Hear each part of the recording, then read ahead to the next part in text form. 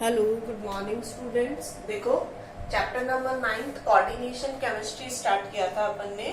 ठीक है, तो कोऑर्डिनेशन केमिस्ट्री होती क्या है? ठीक है, तो कोऑर्डिनेशन केमिस्ट्री को समझने से पहले हमने कुछ टॉपिक डिस्कस किए थे, लाइक कोऑर्डिनेशन बॉन्ड क्या होता है। ठीक है, तो कोऑर्डिनेशन बॉन्ड के बारे में अपन ने कल डिस्कस किया था। ठीक है, कि अपने जो नॉर्मल जो बॉन्डिंग होती है वो कितने टाइप की होती है? 3 टाइप की होती है। First is covalent bonding, second is ionic bonding and third is coordination bonding. ठीक है, तो अपन ने देखा था कोऑर्डिनेशन बॉन्डिंग में क्या होता है, A is donor and B is acceptor. ठीक है, ए कितने इलेक्ट्रॉन की शेयरिंग करता है? 2 इलेक्ट्रॉन्स की शेयरिंग करता है, मतलब अपने 2 इलेक्ट्रॉन इसको यूज करने के लिए देता है और बी ए वाले 2 इलेक्ट्रॉन गेन करके और उनको यूज करता है। ठीक है, चलो उसके बाद में अपन ने बात की थी सिंपल सॉल्ट की, डबल सॉल्ट की और कॉम्प्लेक्स सॉल्ट की। ठीक है, ध्यान से सुनना बेटा। सिंपल सॉल्ट में अपन ने बात की थी NaCl की, मीन्स जो क्या होता है, इजीली डिग्रेड हो जाता है, इजीली आयोनाइज्ड हो जाता है। किसमें आयोनाइज्ड होता है? वाटर में आयोनाइज्ड हो जाता है। उसके बाद अपन ने बात की थी, आपको 2 एग्जाम्पल्स लिखवाए हैं मैंने नोट्स में। ठीक है, पोटास एलम भी लिखवाया है जिसको अपन फिटकरी बोलते हैं। इसके अलावा आपको एक और जो डबल सॉल्ट है उसका मैंने जो आपके नोट्स है उसमें लिखा है, दैट इज मोहर सॉल्ट। ये आपके प्रैक्टिकल में यूज आता है। ठीक है, फेरस अमोनियम सल्फेट जिसका नेम होता है, तो वो जो मोहर सॉल्ट है ना उसका नेम क्या होता है? Ferrous ammonium sulphate. ठीक है, चलो अब देखो थर्ड जो कंपाउंड था वो था आपका कॉम्प्लेक्स कंपाउंड। तो कॉम्प्लेक्स कंपाउंड में अपन ने देखा था K4FeCN का होल 6, ऐसा कुछ कंपाउंड था जिसको डिसोशिएट किया था, तो सिर्फ ये चीज बाहर निकली थी। ठीक है, अब ये क्या होता है, ये क्या होता है, ये चीज क्या होती है, इसको पूरे को क्या बोलते हैं, ये सारी चीजें आज अपन इस टॉपिक में डिस्कस करेंगे, यहाँ पे अपन डिस्कस करेंगे। ठीक है, कोऑर्डिनेशन केमिस्ट्री जो चैप्टर है, मैंने पहले भी आपको बोला था बेटा थोड़ा सा नया चैप्टर है। ठीक है, इसलिए आपको थोड़ा सा ध्यान से देखना पड़ेगा। कुछ टर्म्स हैं जो न्यू टर्म्स हैं, आपके अभी तक यूज नहीं आई हैं, तो थोड़ा सा अच्छे से देखना। ठीक है, तो अब अपन बेसिक टर्म्स देखेंगे जो अपने यूज आती हैं। चलो, तो अपन कुछ टर्म्स देखते हैं जो अपने कोऑर्डिनेशन केमिस्ट्री जो है उसके अंदर यूज आएगी। ठीक है, तो कोऑर्डिनेशन केमिस्ट्री के अंदर जो टर्म्स अपने यूज आएंगी वो क्या है, या कोऑर्डिनेशन कंपाउंड्स क्या होते हैं, ये चीज अपन देखते हैं। देखो, फर्स्ट थिंग सबसे ध्यान से देखना बेटा, ये टर्म्स बहुत इंपॉर्टेंट है, मैं बार बार में रिवाइज करती रहूंगी, कोई प्रॉब्लम नहीं है, बट ध्यान से देखना। देखो, कोऑर्डिनेशन केमिस्ट्री में अगर अपन जनरल फॉर्मूला बनाए तो देखो इसको इस तरह से रिप्रेजेंट करते हैं। यहाँ पे पूरा फॉर्मूला लिख रही हूं मैं, सब कुछ एक साथ नहीं होता है, पॉजिटिव होता है तो नेगेटिव नहीं होता, नेगेटिव होता है तो पॉजिटिव नहीं होता। पहले तो मुझे ये बताओ, सब बच्चों को अच्छे से ये पता चल गया ना कि बॉन्ड्स कितने टाइप के होते हैं?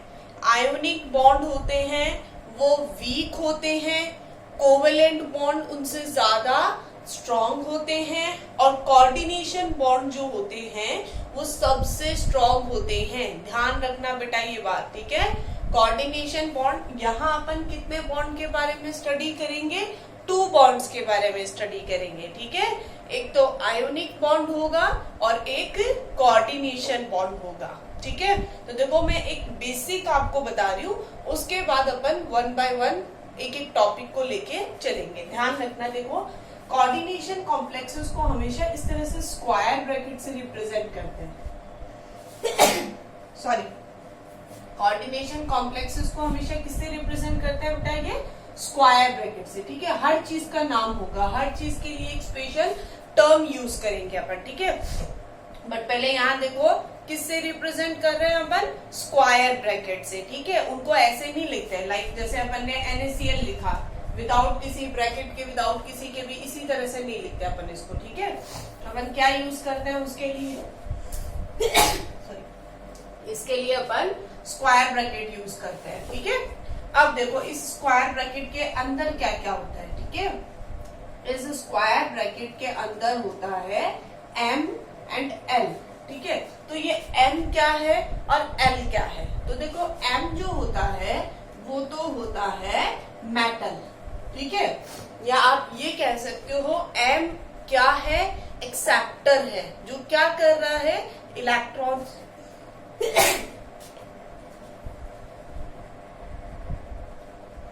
m क्या है यहाँ पे, m मेटल है, ठीक है। मेटल मीन्स क्या है, ये एक्सेप्टर है, ये क्या कर रहा है, इसके पास इलेक्ट्रॉन्स की डेफिशिएंसी होगी, मतलब इसको अपन ये बोल सकते हैं लेविस एसिड। याद है ना आपको, लेविस एसिड कौन से सब्सटेंसेस होते हैं, लेविस एसिड वो होते हैं जिनके पास इलेक्ट्रॉन्स की डेफिशिएंसी होती है, जिनके पास इलेक्ट्रॉन की कमी होती है, ठीक है। तो ये जो मेटल है ना, ये क्या है, लेविस एसिड है, ठीक है। इनके पास इलेक्ट्रॉन्स की क्या है, डेफिशिएंसी है, इनको इलेक्ट्रॉन चाहिए, ठीक है। अब ये जो मैंने L रिप्रेजेंट किया है ना बेटा, ये L जो होता है ना, ये होता है डोनर, ठीक है। ध्यान रखना, L क्या है, अपना डोनर है। डोनर क्या होता है, यहाँ पे इसको L से क्यों लिखा है, मेटल को M से लिखा है तो इसको L से क्यों लिखा है, इसको अपन बोलते हैं लीगैंड, ठीक है। लीगैंड्स जो होते हैं वो होते हैं जो इलेक्ट्रॉन क्या करते हैं, डोनेट करते हैं, ठीक है। ध्यान से सुनते जाना बेटा, उसके बाद में मैं फिर से स्टार्ट करूंगी, एक एक टर्म्स को यूज करते हुए आपको बताऊंगी। आपके नोट्स के अंदर भी आपको लिख के दिया है हर टर्म्स को, लेकिन फिर से ध्यान से सुन लो। ये M क्या होते हैं, मेटल्स होते हैं जो इलेक्ट्रॉन्स गेन करते हैं। L क्या होते हैं, लीगैंड्स होते हैं। किसी किसी बुक में आपको लीजेंड लिखा हुआ मिलेगा, ठीक है, किसी में आपको लाइगैंड लिखा हुआ मिलेगा। तो इनको लीगैंड्स, लाइगैंड्स, लीजेंड्स कुछ भी बोल सकते हो आप, ठीक है। अलग अलग बुक में अलग अलग प्रोनाउंसिएशन, कई लोग डिफरेंट प्रोनाउंसिएशन करते हैं। चलो, तो ये क्या होते हैं, अपने डोनर एटम्स होते हैं। ये क्या करते हैं, इलेक्ट्रॉन्स को डोनेट करते हैं। तो ध्यान से सुनना, अगर डोनर एटम है, ठीक है, इलेक्ट्रॉन डोनेट करते हैं, तो डोनेट कैसे करेंगे, जब उनके पास इलेक्ट्रॉन होंगे डोनेट करने के लिए तभी तो करेंगे ना। कितने इलेक्ट्रॉन डोनेट करते हैं आपको पता है, 2 इलेक्ट्रॉन। मींस ये जो डोनर एटम्स हैं इनके पास या तो कौन सा चार्ज होना चाहिए, नेगेटिव चार्ज, ठीक है, या इनके पास क्या प्रेजेंट होना चाहिए, लॉन पेयर ऑफ इलेक्ट्रॉन्स, ठीक है। कहने का मीनिंग हुआ, ये लेविस एसिड होने चाहिए और ये बेसिकली लेविस बेस होने चाहिए, जिनपे नेगेटिव चार्ज या जिनपे लॉन पेयर प्रेजेंट हो। क्लियर है सबको। चलो नेक्स्ट देखो, अब ये जो स्क्वायर ब्रैकेट है ना, जिसके अंदर ये दोनों चीजें एनक्लोज्ड है, ठीक है। अब मैंने यहाँ पे N क्यों लिखा है, N इसलिए लिखा है क्योंकि लिगैंड का नंबर ज्यादा होता है, ठीक है। 2 लिगेंड्स भी हो सकते हैं, 4 लिगेंड्स भी हो सकते हैं, 6 भी हो सकते हैं, 8 भी हो सकते हैं, ठीक है। कई बार 1 भी हो सकता है, ठीक है। बट यहाँ पे ज्यादातर इसमें नंबर्स ज्यादा में होते हैं ये लिगेंड्स, ठीक है, इसलिए मैंने यहाँ पे N नंबर लिख दिया। क्लियर। अब देखो ये जो चीज है, ये जो ये स्क्वायर ब्रैकेट है जिसके अंदर मेटल और लिगेंड होता है, इसको अपन बोलते हैं कोऑर्डिनेशन एंटिटी। क्या बोलेंगे इसको, कोऑर्डिनेशन एंटिटी, ठीक है। ये जो कोऑर्डिनेशन एंटिटी है ये क्या होता है, एक स्क्वायर ब्रैकेट होता है जिसमें मेटल और लिगेंड दोनों चीजें आती हैं। क्लियर है। चलो नेक्स्ट देखो, 3 चीजों के बारे में अपन ने पढ़ा है, दोबारा सुन लो। First is metal. मेटल कौन है, जो इलेक्ट्रॉन ले रहा है। सेकंड कौन है, लिगेंड। लिगेंड कौन है, डोनर, जो इलेक्ट्रॉन दे रहा है, ठीक है। लिगेंड इलेक्ट्रॉन दे रहा है, मेटल इलेक्ट्रॉन ले रहा है, मतलब दोनों के बीच में कौन सी बॉन्डिंग है, कोवेलेंट बॉन्डिंग है, सॉरी कोऑर्डिनेट बॉन्डिंग है, इस तरह से, ठीक है। और ये जिस स्क्वायर ब्रैकेट में एनक्लोज्ड है उसको क्या बोलते हैं, कोऑर्डिनेशन एंटिटी। ठीक है, ये हुई बात इतने कंपाउंड की। ठीक है, अब देखो यहां मैंने लिख रखा है पॉजिटिव और यहां मैंने लिख रखा है नेगेटिव। अब इस पॉजिटिव और नेगेटिव का मीनिंग क्या हुआ? देखो ये जो स्क्वायर ब्रैकेट है इसके अंदर का जो मटेरियल है उनके बीच में कौन सी बॉन्डिंग होती है? Coordination bonding. कौन सी बॉन्डिंग? Coordination bonding. जो कैसी बॉन्डिंग है? स्ट्रॉन्ग बॉन्डिंग है। ठीक है, जो इजीली ब्रेक नहीं होती है। क्लियर है सबको? बट ये जो है पॉजिटिव, ठीक है, पॉजिटिव मतलब यहाँ कोई भी कैटायन होगा। ठीक है, लाइक Na, K, ठीक है, जिंक, कुछ भी पॉजिटिव जो स्पीसीज होती है ना metal, Na positive, K positive, Zn2 positive, ठीक है, ये कुछ भी हो सकता है। ठीक है, तो अब ये जो पॉजिटिव है, ये जो कैटायन है, इसके बीच में और ये जो एंटिटी है, इन दोनों के बीच में ध्यान से सुनना, कौन सी बॉन्डिंग होगी? Ionic bonding. कौन सी बॉन्डिंग हुई? Ionic bonding. स्क्वायर ब्रैकेट के अंदर कौन सी बॉन्डिंग है? कोऑर्डिनेशन। ध्यान से सुनना, कौन सी bonding? Coordination bonding. Coordination bonding means strong bonding. ठीक है, और इस पॉजिटिव और इस ये जो एंटिटी है, ये जो स्क्वायर ब्रैकेट है, इन दोनों के बीच में कौन सी बॉन्डिंग है? Ionic bonding. जो कैसी बॉन्डिंग है? वीक बॉन्डिंग है। ठीक है, अगर यहाँ पे नेगेटिव है तो इसके और इसके बीच में भी कैसी बॉन्डिंग है? Ionic bonding same. ठीक है, अब नेगेटिव कौन कौन हो सकता है? क्लोराइड हो सकता है, ब्रोमाइड हो सकता है, सल्फेट हो सकता है, नाइट्रेट हो सकता है, कुछ भी हो सकता है इनमें से। ठीक है, बट नेगेटिव आयन होगा और नेगेटिव आयन और कोऑर्डिनेशन एंटिटी, इनके बीच में भी कैसी बॉन्डिंग होगी? आयोनिक बॉन्डिंग होगी। आयोनिक बॉन्डिंग मतलब वीक बॉन्डिंग होगी, वो इजीली ब्रेक हो जाएगा, टूट जाएगा। समझ आ गई बात?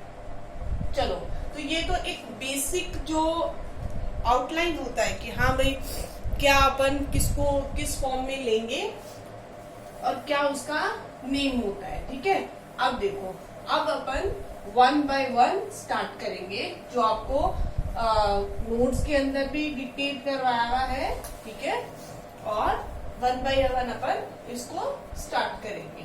ठीक है, चलो देखो, फर्स्ट जो टॉपिक अपन पढ़ेंगे that is central metal atom और आयन। ठीक है, सेंट्रल मेटल एटम और आयन मतलब सेंट्रल मेटल एटम और आयन होता क्या है। ठीक है, तो अभी देखो, अभी अपन ने बात की थी, एक एम की बात की थी, मेटल की बात की थी। ठीक है, ये मेटल क्या होता है? इसको सेंट्रल मेटल एटम क्यों बोलते हैं? बिकॉज ये जो मेटल होता है, देखो सेंट्रल मेटल एटम और आयन। मेटल क्यों बोला? मेटल इसलिए बोला क्योंकि इसका नेचर मेटेलिक होता है। ठीक है, एटम इसलिए बोला क्योंकि ये सिंगल एटम के फॉर्म में भी हो सकता है। आयन इसलिए बोला बिकॉज इस पे चार्ज भी हो सकता है। अब सेंट्रल वर्ड यूज क्यों किया? सेंट्रल वर्ड इसलिए यूज किया बिकॉज ये जो मेटल है ये हमेशा कहाँ होता है? बीच में होता है, सेंटर में होता है। ठीक है, और जो डोनर होते हैं, लिगेंड्स, वो क्या करते हैं? इसको कवर करके रखते हैं। ठीक है, एंड देन इसको क्या करते हैं? इलेक्ट्रॉन डोनेट करते हैं इस तरह से। तो ये कहाँ प्रेजेंट हुआ? सेंटर में प्रेजेंट हुआ ना, इसलिए इसको अपन ने क्या बोला? सेंट्रल मेटल एटम और आयन। क्लियर है? ठीक है, मीन्स कोई भी एटम या आयन, ठीक है, जो क्या है? सराउंडेड है। किससे सराउंडेड है? डिफरेंट मेटल से सराउंडेड है और सेंटर में प्रेजेंट है। ठीक है, इसको अपन क्या बोलेंगे? सेंट्रल मेटल एटम और आयन। अब जो बात याद रखने की है, ये तो बेसिक सी चीज है कि भाई सेंट्रल मेटल एटम क्या है। सेंट्रल मीन्स जो बीच में होगा, मेटल है, एटम या आयन की फॉर्म में हो सकता है। पूरी की पूरी पीरियोडिक टेबल के अंदर बहुत सारे मेटल्स हैं। ठीक है, जो ध्यान से सुनने वाली बात है वो ये है बेटा, बहुत कान खोल के सुनना, और डी एंड एफ ब्लॉक आपका पढ़ा हुआ भी है, तो एक बात बहुत अच्छे से आपको पता भी होगी। देखो आपको पता है कि पीरियोडिक टेबल है, ठीक है। पीरियोडिक टेबल के अंदर एस ब्लॉक जो है वो पूरा का पूरा मेटल है, ठीक है। डी ब्लॉक जो है वो पूरा का पूरा मेटल है। एफ ब्लॉक जो है वो पूरा का पूरा मेटल है। पी ब्लॉक है वो आधा मेटल है, ठीक है। तो अब अपन कौन सी मेटल यूज करें? एस की यूज करें, डी की यूज करें, एफ की यूज करें, या जो पी में आधी मेटल्स हैं उनको यूज करें? ये क्वेश्चन मार्क है अपने पास कि भाई यहाँ अपन सेंट्रल मेटल यूज कौन सी करें, ठीक है।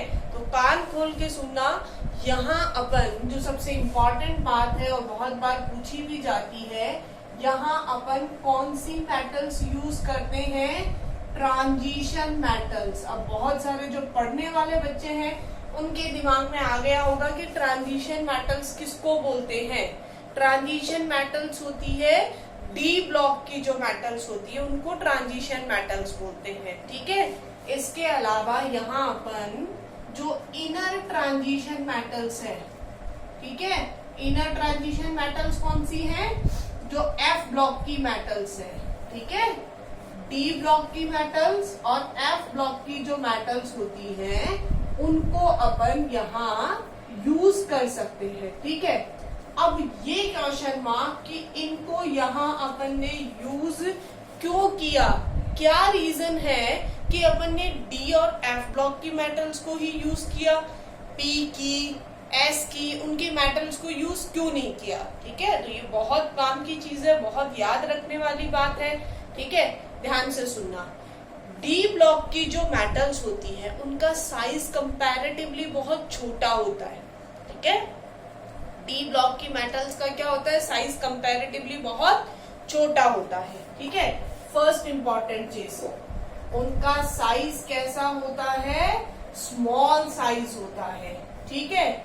एंड सेकेंड जो इंपॉर्टेंट चीज है that is higher oxidation state. Means उनपे ऑक्सीडेशन स्टेट मीन्स जो उसपे चार्ज होता है, याद होगा आपको, मैग्नीज +7 चार्ज होता है, आयरन +2+3, क्रोमियम +6, मतलब इन पे जो चार्ज होता है, इसकी जो ऑक्सीडेशन स्टेट होती है वो कैसी होती है? बहुत हाई होती है, बहुत ज्यादा चार्ज होता है उसमें। तो अब इसका फायदा क्या हुआ? स्मॉल साइज होने का और पॉजिटिव चार्ज ज्यादा होने का फायदा क्या हुआ? फायदा ये हुआ बेटा, जितना ज्यादा इन पे चार्ज होगा, ठीक है, मतलब उसका साइज उतना ही स्मॉल है, कैटायन उतना ही छोटा है, ठीक है।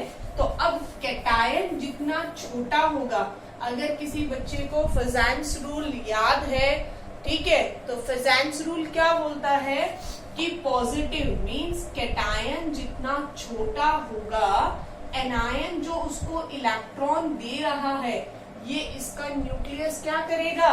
उस नेगेटिव आयन को, उस इलेक्ट्रॉन को उतना ही स्ट्रॉन्गली क्या करके रखेगा?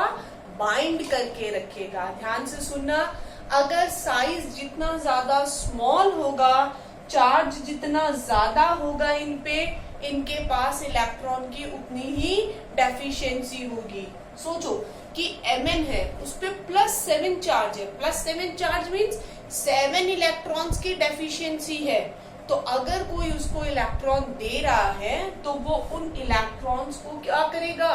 बहुत टाइटली होल्ड करके रखेगा, बहुत तेजी से पकड़ के रखेगा, और जब ये इसको बहुत स्ट्रांगली पकड़ के रखेगा, होल्ड करके रखेगा, तो यहाँ बॉन्ड भी कैसा बनेगा बेटा? स्ट्रॉन्ग बॉन्ड बनेगा। क्लियर है? तो बात समझ में आई? सेंट्रल मेटल एटम की फॉर्म में अपन ने ट्रांजिशन मेटल को क्यों चूज किया?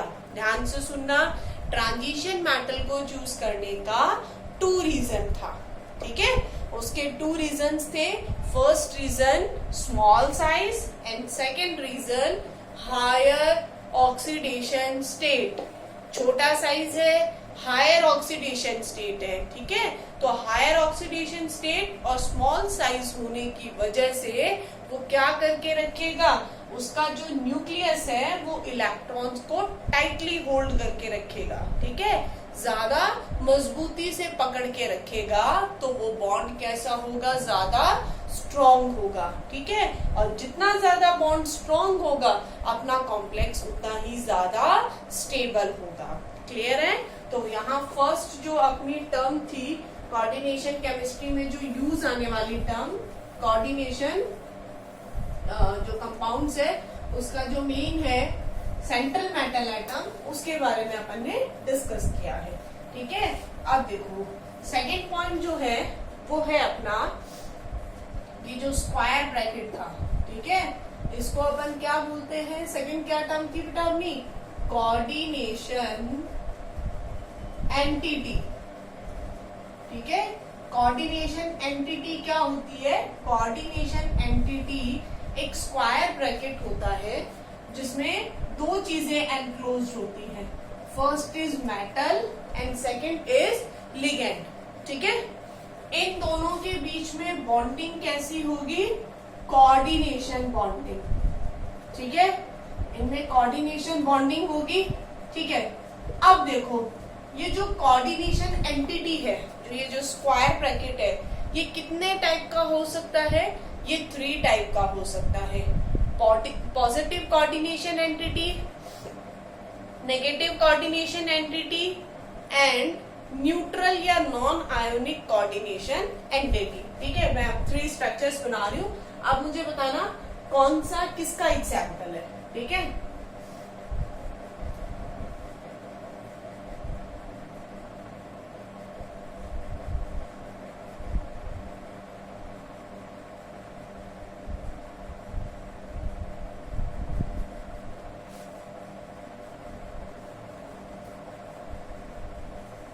हाँ जी, तो अब आप मुझे ये बताओ कौन सा नेगेटिव कोऑर्डिनेशन एंटिटी है, कौन सी पॉजिटिव कोऑर्डिनेशन एंटिटी है और कौन सी न्यूट्रल कोऑर्डिनेशन एंटिटी है। बहुत हार्ड क्वेश्चन है ना, देखने से ही पता चल रहा है, बहुत इजी क्वेश्चन है। नेगेटिव 2 नेगेटिव आ रहा है, इट मीन्स नेगेटिव चार्ज आ रहा है कोऑर्डिनेशन एंटिटी पे, तो कौन सा होगा ये, नेगेटिव कोऑर्डिनेशन एंटिटी। इस पे पॉजिटिव चार्ज आ रहा है तो क्या होगा, पॉजिटिव कोऑर्डिनेशन एंटिटी।